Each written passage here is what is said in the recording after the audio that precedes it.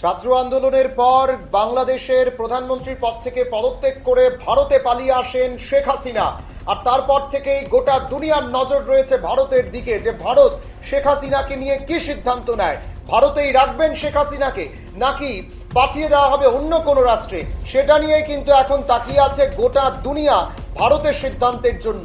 এবার এই জিনিসটা দেখতে হবে যে ভারত এই সিদ্ধান্তের ক্ষেত্রে কি নেয়। কিন্তু তারই আগে এবার বাংলাদেশের তরফ থেকে ভারতের উপর চাপ বাড়ানো হচ্ছে শেখ হাসিনাকে যেন ভারতের কাছ থেকে ভারতে গ্রেপ্তার করে বাংলাদেশে ফিরিয়ে দেওয়া হয়।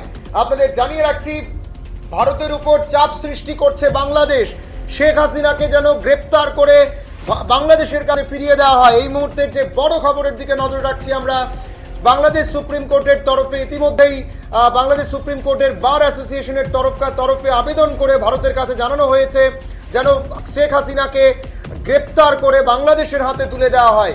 এইভাবেই কিন্তু চাপ সৃষ্টি করা হচ্ছে ভারতের উপরে বাংলাদেশের তরফ থেকে। কিন্তু এখনো পর্যন্ত শেখ হাসিনা কিন্তু মার্কিন যুক্তরাষ্ট্রে যাওয়ার জন্য কিংবা ব্রিটেনে যাওয়ার জন্য কোনো রকম গ্রিন সিগন্যাল পাচ্ছে না। ব্রিটেন ইতিমধ্যে কিন্তু তাকে সেখানে রাজনৈতিক আশ্রয় দিতে না বলে দিয়েছেন।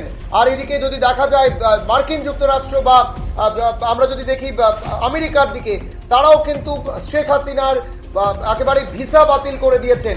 সেই দিক থেকে এবার কিন্তু বাংলাদেশ ভারতের উপরে চাপ বাড়াচ্ছে যেন শেখ হাসিনাকে গ্রেপ্তার করে বাংলাদেশের হাতে তুলে দেওয়া হয়। ইতিমধ্যেই আজকে বাংলাদেশের নতুন অন্তর্বর্তীকালীন সরকারের শপথ গ্রহণ অনুষ্ঠান হয়ে গেছে। তারই মধ্যে ভারত সরকারের উপর কিন্তু চাপ বাড়ানো হচ্ছে বাংলাদেশের তরফ থেকে। ইতিমধ্যেই বাংলাদেশের সুপ্রিম কোর্টের বার অ্যাসোসিয়েশনের তরফে আবেদন জানানো হয়েছে ভারত সরকারের কাছে যেন শেখ হাসিনাকে গ্রেপ্তার করে খুব দ্রুত বাংলাদেশের হাতে তুলে দেওয়া হয়।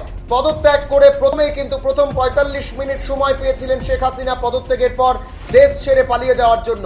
আর এই ৪৫ মিনিটের মধ্যেই কিন্তু প্রধানমন্ত্রীর পদ থেকে পদত্যাগ করে তিনি কিন্তু হেলিকপ্টারে করে বাংলাদেশের সীমান্তে আসেন এবং সেখান থেকে বাংলাদেশের বায়ুসেনার বিমানে করে তিনি কিন্তু ভারতে চলে আসেন।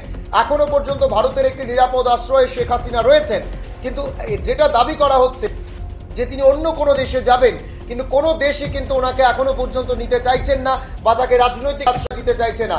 সেই দিক থেকে ভারতেই যেহেতু শেখ হাসিনা রয়েছেন, তাই বাংলাদেশ সুপ্রিম কোর্টের তরফ থেকে কিন্তু শেখ হাসিনাকে বাংলাদেশের হাতে ফিরিয়ে দেওয়ার জন্য গ্রেপ্তার করে ভারতের উপর কিন্তু প্রতিনিয়ত চাপ বাড়ানো হচ্ছে।